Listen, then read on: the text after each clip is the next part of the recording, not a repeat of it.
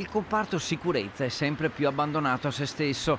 È la denuncia del sindacato CGIL, secondo cui tutte le province venete sono senza risorse e con gli organici insufficienti, in particolare a Bassano, dove accade da mesi che una volante non esca con continuità per il controllo del territorio.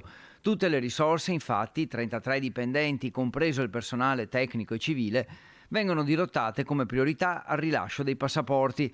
L'ufficio quindi, per una città di oltre 42.000 abitanti, è gravemente sottodimensionato e a rimetterci sono sempre i cittadini. In generale il sindacato denuncia nessuna assunzione straordinaria per compensare i pensionamenti, stipendi fermi al 2021, benessere organizzativo degli agenti trascurato.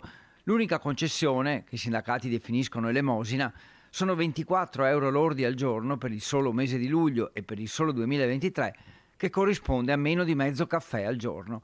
E così la CGIL si dice pronta a molte altre azioni di protesta e di mobilitazione per i prossimi mesi.